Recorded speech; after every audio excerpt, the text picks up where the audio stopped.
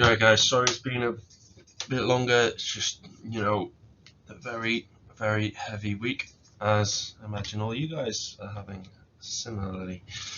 No rest for the wicked, eh? Right, okay.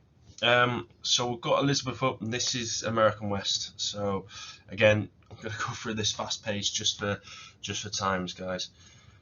All right, you should already know this, but question one is your consequence. It's 8 marks. You get marked per consequence, so 4 out of 4, then 4 out of 4 combined for 8. Second question, your narrative, which is 8 marks. Your third question, your importance question, you get to choose 2 out of 3, and it's combined for 16. Right, this is how it's broken down. This is what you need to know. So I'm gonna, well, you can pause it back then and have a look. Right, first thing you need to know about the Americas, the geography. Look at the mountains in the west. That'll become problematic when we look at migration. Look at the country Mexico to the south. You look at the Mississippi River there. That's going to be significant in our policies. And in the middle, you see all those little silhouettes. They are the buffalo. And that's going to be a big thing leading to our Plains Indians. Although now we're, for next year, having to correct that to the native indigenous people of the plains. There's a mouthful. Right, what do you need? Well, the difficulties, it's hot, it's windy, it's rainy, and it's, you can't see that because of my ugly face, but it's dry, horrible sod. The mud is just, you just can't really grow much in it. And it's cold. So, real problems. Right. So this is the Great Plains. This is where a lot of our stuff kind of takes place. That's what we need to know. Who are the Plains Indians? Well, I'll let you have a little read over that. But Plains Indian society, normally living in tribes. You need to know like the hierarchy. So they had banded together to cooperate. They well organized. They survived by hunting the buffalo. They were nomadic, meaning they migrated, lived in teepees as well. So how do you survive? Family, Indian society, fighting in wars, and through their spirituality. Now there are famous chiefs that we will go through later, like Red Crowd, Sitting Bull, and Crazy Horse. You can read that, so you can pause this and read that as you will. But you need to know about the chief system. Warfare is important. So up here you've got the scalping, you've got the count and coup, you've got the taking of the horses. That was a big one in last year's exam. So make sure you have a look at how important the warfare is. Again, I'll leave that up for you to kind of pause and have a look at. But a lot of it's about honor and prestige. Okay, religious. So we need to know the Wakan Tanka, the Great Spirit. You had the dances, spiritual dances. This becomes a problem with the ghost dance, remember, near the Wounded Knee Massacre in 1890. Land was really spiritual. Remember that whole process, that circle of life kind of mantra they've got.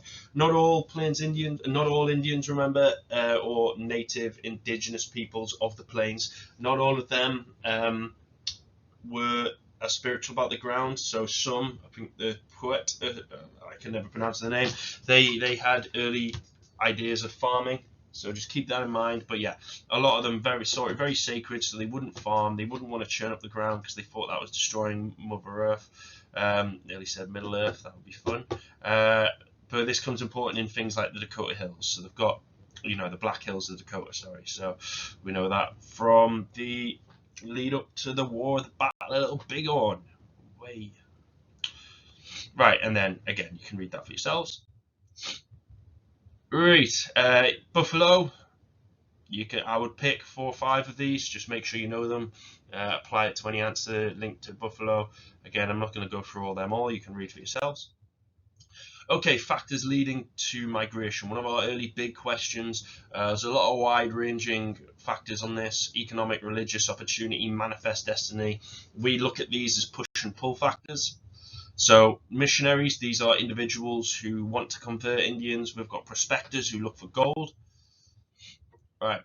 So basically, what's encouraging people to move west? Well, stories. People are hearing of these tales and thinking, right, let's go, or let's crack on, let's experience it for ourselves. Some reports did come from missionaries who wanted to help others. Population, there was a high density population now in the east. You wanted to spread to find your own land, your own world, your own dream, the American dream. Financial crisis in 37 meant that, right, okay, we need to go find our fortune elsewhere. This is where gold comes into it, remember? Right, so cheap farming is seen in Oregon. So, you don't have a job, you're struggling, go to Oregon, find where you're gonna, find your success. The Oregon Trail becomes really important. You need to know a bit of this. So, the route was publicized by Jebediah Smith in 1825. Trappers used to use it. It was well trodden. It was wide enough for wagons to go. A guidebook was created for it by John Fremont. So just again, really important for migration. It was advertised so people knew about it. And then they thought, oh, if there's a direct route there, I'll go. The government then encouraged people to move to Oregon as they wanted to establish the US territory there instead of sharing it with the British, because the British did initially have it. Remember, from Elizabeth Drake, who kind of already claimed it. So in 41, basically the US government provided 30 grand for an expedition to map the Oregon Trail and publish reports, help them get to it. And really, a party of 60 and 41, they went west using the Oregon Trail. And you look at the progression. By 1843, you get, like the Great Immigration, you get thousands of people moving west. Okay, what else is there? Then there's gold. Yeah, people want to get rich or die trying. So here is gold found in Sierra Nevada in California. Led to 200,000 people leaving the East in April 1849. It's why it's always known as the 49ers. I know gold was discovered in 48, but you get having, what is it, basketball, some American sport. Their team is called the 49ers because built for Gold Town. And this is the amount of people who moved at that period. But also not only those who found the gold, because remember, not everyone got the gold. You would follow them to set up shops and sell, cheap goods for extortionate prices.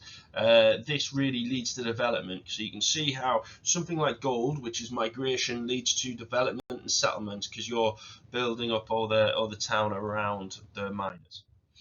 And manifest destiny. Everybody should know this like the back of their hand. This is the pull factor in migration to the west. That was the belief that white Americans had the right to populate all areas of America from coast to coast.